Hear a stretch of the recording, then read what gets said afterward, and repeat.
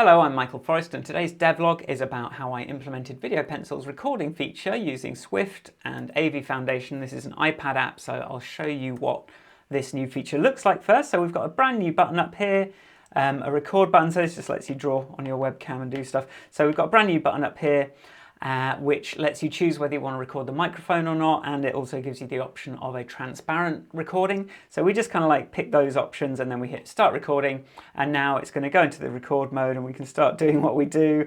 It's taking the microphone in, and when I press stop, now we get a little preview of that recorded video, and we can share that to wherever. So I think that's pretty nifty. But this simplicity belies like a bit more complexity than you might think. I'm not doing it the easy way with AV Foundation. So here's what happens when we call start recording. So we're basically passing through, do we want that audio and do we want the drawing? There's a load of Swift UI stuff, but tell me if you're interested in that. I'll tell you another time. But I'm just showing you the video stuff today.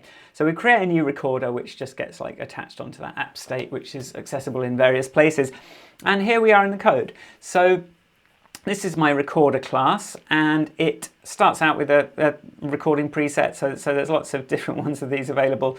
And then we create this AVAssetWriter and stuff that goes along with it. So this is a slightly more manual approach than if we were to use AV Capture movie file output, which just lets you pipe an AV Capture session input and output directly into a file. This way we're a little bit more responsible for what's going on.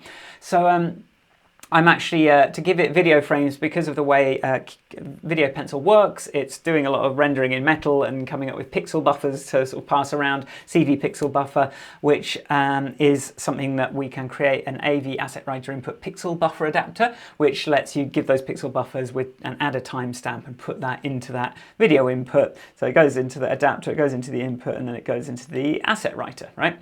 So then I have this optional, so you see these are all optional, so basically the existence of this tells me whether or not I'm doing audio stuff. So we need an AV capture session just for the audio here. We don't need the capture session for the video. So that's only exists if there's audio, and then we create an AVAssetWriter input, an audio capture device input, which sort of accesses the microphone, and we take an audio data output. So we're going to get those sample buffers and sort of pass them on into our asset writer. So how do we initialize all of this? Well, first, if it's drawing only, we say it is transparent. We give it a file name, and then we instantiate that writer, and then the container is either going to be, if it's transparent, a .mov, and if it's not transparent, then it can be MP4. And then we need to set up the video input. So the settings we want, again, depend on whether it's transparent. So we're going to say HEVC with alpha or H.264, and then we're just going to give it the size and the height, the width and the height. So, and then we create this video input, type video, those settings, and say expects data in real time. And then the next thing we need to do is set up that pixel buffer adapter. So here is an AVAssetWriter input pixel buffer adapter. So this is just the thing that you throw CV pixel buffers at, which is basically the core video way of dealing with images. So we won't get too much into that today, but let me know if you're interested in learning more about pixel buffers, because it's all about the pixel buffers. But yeah, we create that, we basically attach that adapter to the video input with those attributes. And then the next thing is, if we are including audio and if we can find the microphone, I think this will also match a plugged-in device. It's the old name, it's now called microphone, but because I'm supporting old iOS versions, it's still called that. So if we can find one of these by going into this discovery session, then we've got an audio device and we can create a capture device input with that audio device. And we're going to create a capture audio data output here. And then what does that need? That data output, oh, we'll get to that in a second. Well, we need to set a sample buffer delegate, which we do once we've initialized this whole thing, because we need a reference to self. But in the meantime, we're going to sort of set up this audio input. These are all just going into the properties of the class. So we just need to tell it what we want it to output. So it's going to do all that audio conversion for us. But we just need to, I'm going to do a mono file. It's going to be MP4 AAC. It's going to be 44.1 kilohertz, and it's going to have this bit rate. So yeah, we just chuck that in.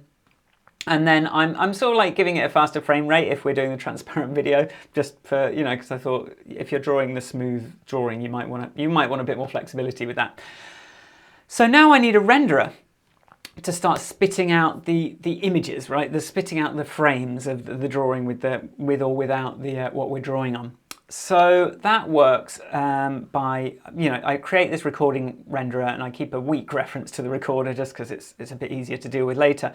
And basically this extends composition renderer, which is a big class that loads of different things in my app in Video Pencil use, and it basically handles all the metal stuff. And if we sort of dig in here, it's not a huge thing, but it's got this draw function which sort of sets up the command buffer. This is all metal stuff, and then sort of renders it based on whether or not the recorder is transparent. It includes the background layer and just it sort of passes it off to the pixel buffer. We've got a metal texture cache, just lets it synchronize data between metal and the other stuff, so that's pretty boilerplate.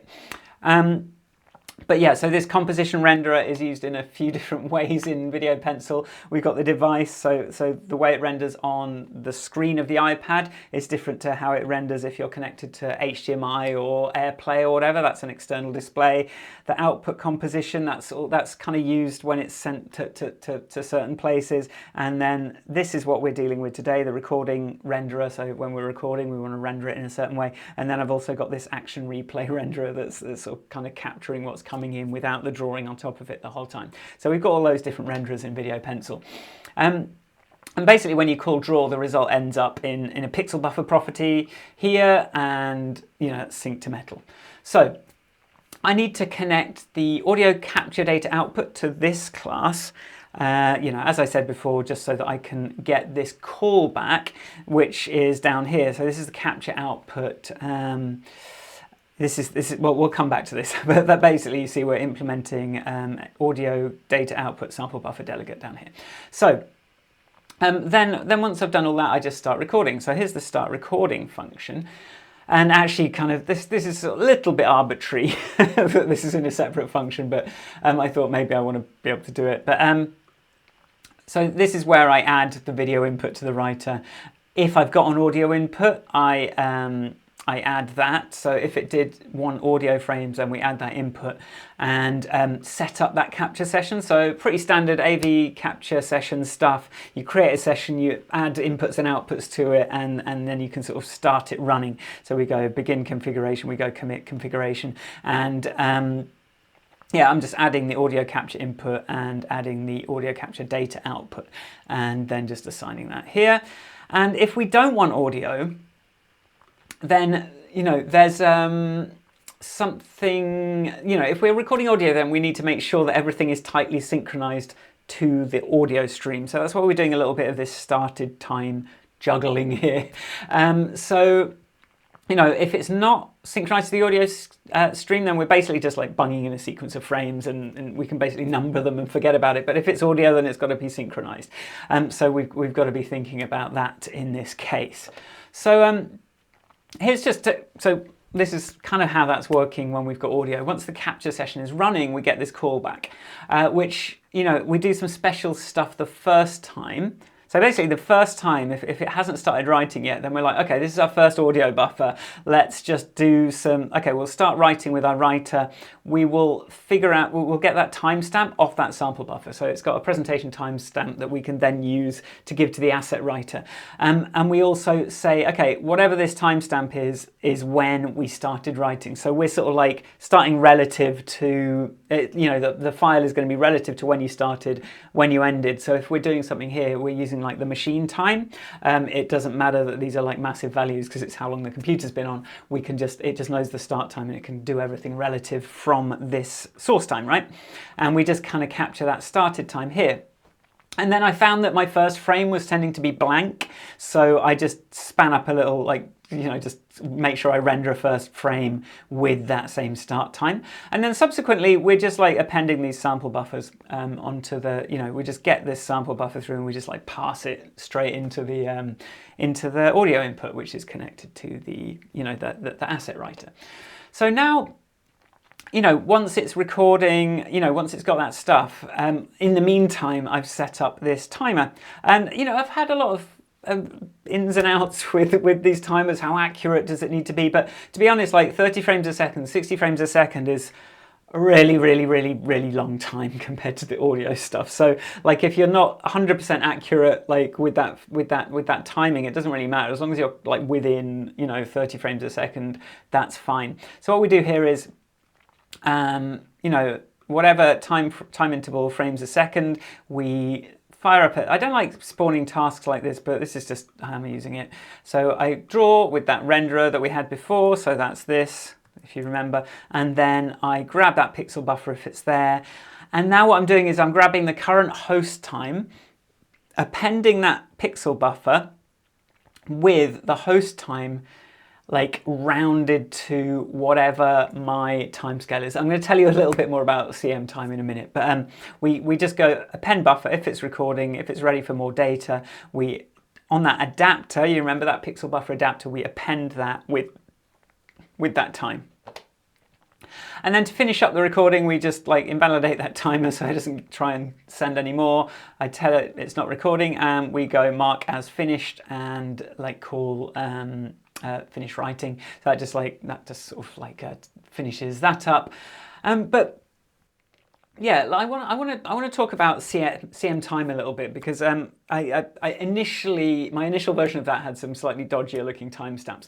So the easiest way to think about CM time, which is basically it gives a value and you get a timescale. So if you have a 30 frames a second file, your timestamps would basically have values of like 1, 2, 3, 4, 0, 1, 2, 3, 4, and the timescale would be 30. So you're just going frame 1 at a rate of 30 per second, 2, 3, 4, 5, 6. So we're just counting up frames. But once we're dealing with audio, we're going to see stuff more like this. So this is, if I look at the timestamp on the sample buffer that came into that audio thing, we see that our timescale is now the sample frequency. So that's a lot more than like 30. That's now 44,100.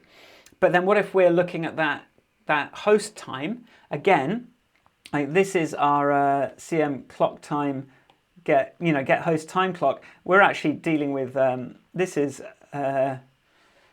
like a billion, this number. So it's accurate to the nanosecond, which is actually not great, because why does a video file that's playing at 30 frames a second, maybe the sample rate's 44,100, like we do not need nanoseconds in that time base. And what's going to happen if we give it nanoseconds? I'm not quite sure. It seemed to work, but maybe it was a bit crackly. So here we're actually doing some stuff to convert the scale. So actually this is a slightly previous version. So we can convert the scale of a timestamp to round it. This is the rounding method. To whatever kind of like resolution. So we say, okay, I want it to be like 30 or 60, but actually what I ended up doing was whatever that start times time frame was, is I used that as the resolution for the video frame. So hopefully, it did seem to clear up some audio glitches, but that's how that works. And now we can we can record, share, get a transparent overlay and all that kind of stuff. So here it is, it's all good. Something I did notice that when you're drawing is that it actually really picks up the pencil tap sound. So that's, I think maybe you get better results if you have an external mic, who knows. But yeah, that's how that all works. So thank you for watching. I'm gonna just come to my outro.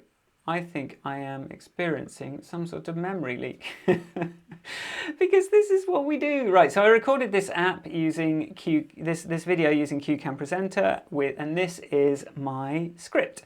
So if you're interested in how I did this demo, so you see I'm sharing my iPad screen automatically, I am bringing in images, but I'm also jumping into specific lines of code in Xcode from CueCam Presenter. So you see here, I've said go to this file, line 28 in Xcode, and you've got a sort of a choice of these different the editors. So I thought this I just found really useful for making code demos where I'm not having to take screenshots. And in fact, that one screenshot was already out of date. So this is a nice way with CueCam that you can make these sort of like code demos. And then yeah, like, you know, we've got like some slides here. So I made a slide with a pasted image on it, and then some bullet points on it. So that's how I was able to reveal the things.